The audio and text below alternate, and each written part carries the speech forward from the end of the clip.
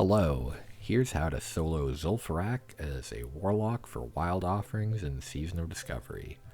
I find this a lot more reliable than soloing the Ancient in Maradon. You miss out on possible blades, but if you're just going for the Wild Offerings, I think this tends to be easier and quicker. So the first reset spot I go to is up on this rock. However, any of those two pots close together you see can be used as a reset spot as well. However, I've found that any of these, if you have ranged enemies on you, will often just continue attacking. So you might have to kill them and then log out to reset the others. The next reset spot is right here. You can jump on this little spot. The brick on the floor also seems to work, but you'll aggro the boss, so this seems to be the more reliable spot. And Theka is thankfully a very, very easy fight. You can honestly just put all your dots on him and stand still, and you'll do fine. That being said, I do find towards the end of the fight, it's worthwhile to kind of kite him around and everything and try to make sure your health stays pretty high.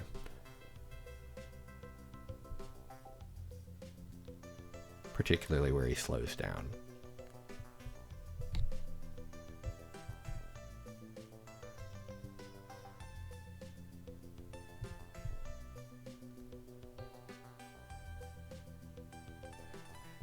Makes it easier to keep going into Zul'Farrak. So I clear out a mob or two on my way there.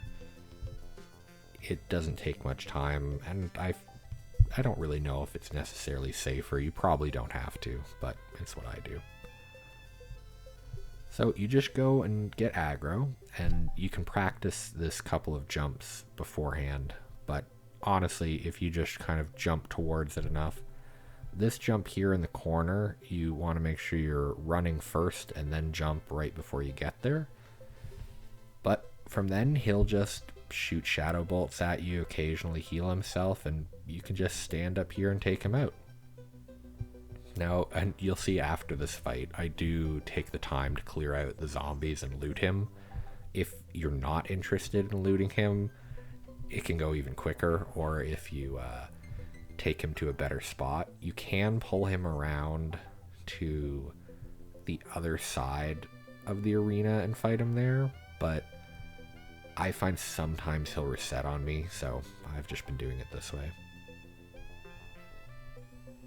One advantage about doing this one as well is the items that are dropped you can disenchant into what seem to be pretty profitable materials right now.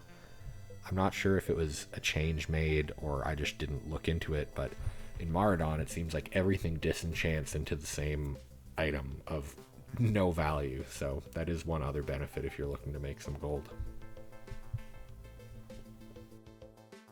Next up, we're going to head over here, we're going to mount up and head to the Hydromancer. The nice part about Zul'Farrak is none of the bosses that you need to do are particularly scary. And while the Ancient could be scary, the setup you have for it makes it pretty safe. I find myself jumping down here, clearing out a mob or two, and then pulling the Hydromancer back. In reality, you don't need to do that. You could just put Curse of Recklessness on it, but habits from other classes have stuck in me, and I always forget about Curse of Recklessness. But another pretty easy fight. The kind of scariest possible things are just the totem that she summons. It summons little skeletons, but honestly, I even ignore that because they go down quite quickly.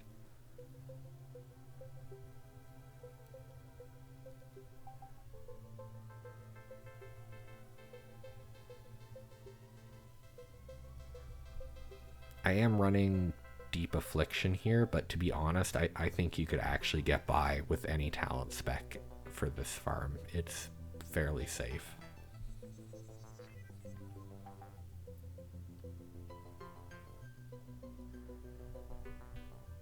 And this is the last enemy we pull, and this kind of spot right here is actually where we're going to be fighting the boss. And that is kind of the gimmick we'll be doing, of jumping up, getting them to run around, and then jumping down again.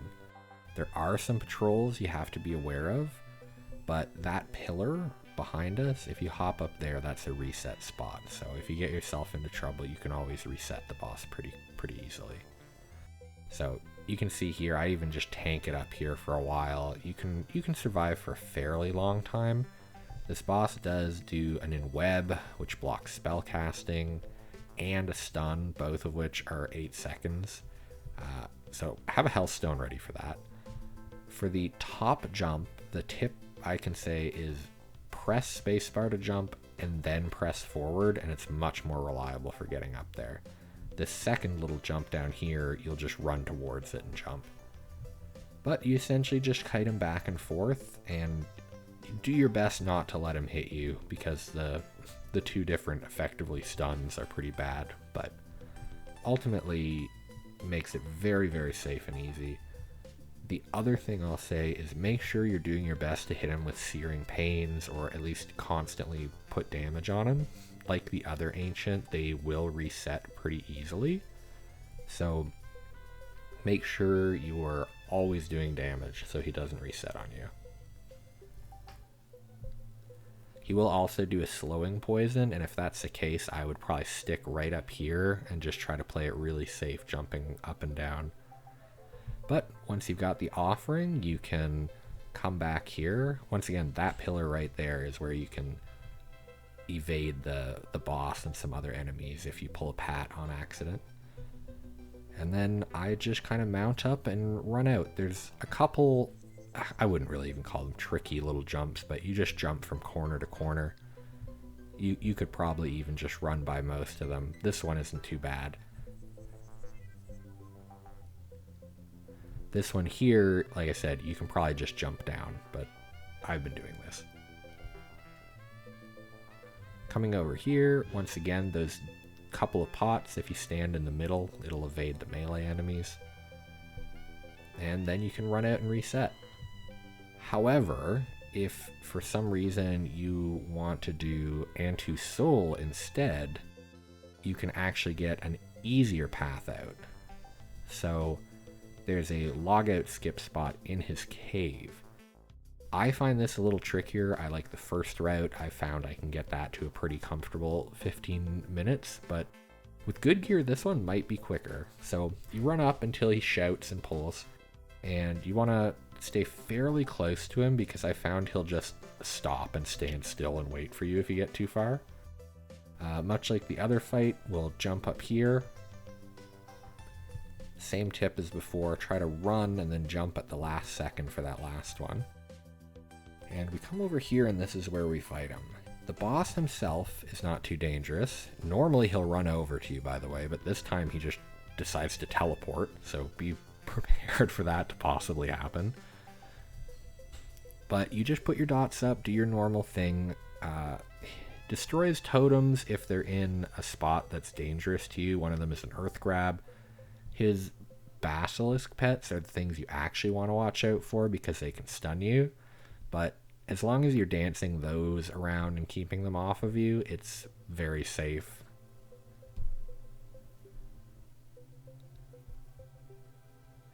You can end up getting a few basilisks going at once, and if that's the case, you might not be able to get drain life comfortably on him, but usually that's by the end of the fight. And once you take him out, you can jump up right here next to the brazier and do a log out to despawn the basilisks.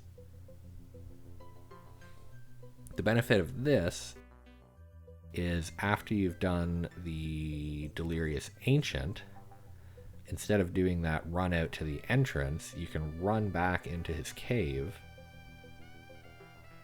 jump on the cauldron in there, and then hop on the little cage they have. And if you log out on that cage, it'll warp you to the entrance of the instance. You can reset and go again. Obviously, you miss out on the Blade of Darkness doing this, but if you're really just looking to get wild offerings as quickly and easily as possible, I think I at least personally have found this to be much, much easier. You can kind of watch a podcast or something and do this, and it's not too bad. Let me know if you have other thoughts for videos. Good luck.